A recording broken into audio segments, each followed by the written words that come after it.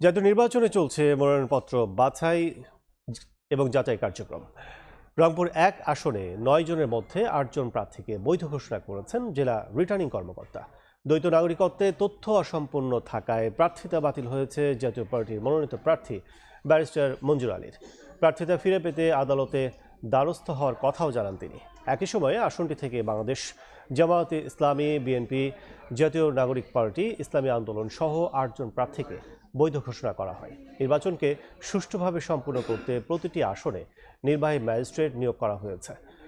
আচরণবিধি লঙ্ঘন হলে বিধি মোতাবেক ব্যবস্থা গ্রহণের কথাও জানান জেলা রিটার্নিং কর্মকর্তা। রংপুর জেলা প্রশাসন কার্যালয়ে চলছে মনোনয়নপত্র যাচাই বাছাই।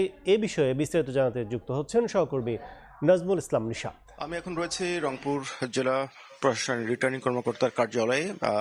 এই মুহূর্তে রংপুর ২ আসনের যারা মনোনয়নপত্র দাখিল করেছেন তাদের যাচাই বাছাই চলছে এবং সকালে রংপুর ১ আসনের প্রার্থীদের মনোনয়নপত্র যাচাই বাছাই হয়েছে এবং সেখানে ৯ জন প্রার্থীর মধ্যে জাতীয় পার্টির প্রার্থী ব্যারিস্টার মঞ্জুম তার দ্বৈত পেশা সংক্রান্ত তথ্যের ঘাটতির কারণে সেটি বাতিল হয়েছে এবং ৮ জনের প্রার্থিতা বৈধ হিসেবে ঘোষণা করেছেন জেলা রিটার্নিং কর্মকর্তা।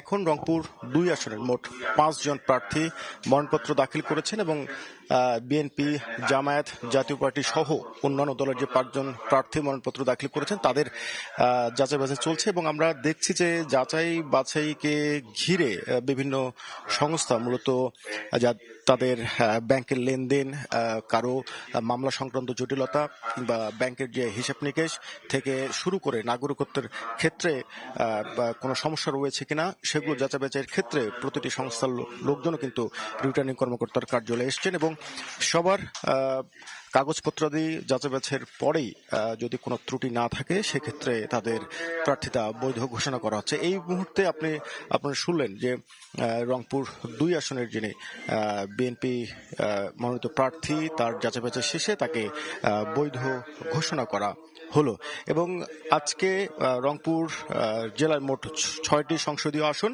এবং আজকে রংপুর ১ এবং রংপুর ২ এই দুটি আসনের যাচাই বাছাই চলছে এবং আগামীকালকে যাচাই বাছাই হবে ৩ এবং ৪ এবং পরবর্তী দিনে ৫ এবং ৬। মূলত ৩ দিনে এই ৬টি আসনের যাচাই বাছাইয়ের যে প্রক্রিয়া সেটি সম্পন্ন করা হবে। তো সবকিছু মিলিয়ে রংপুর জেলা রিটার্নিং কর্মকর্তার কার্যালয় থেকে এই ছিল আমার কাছে মনোনয়ন যাচাই বাছাইয়ের সবশেষ তথ্য।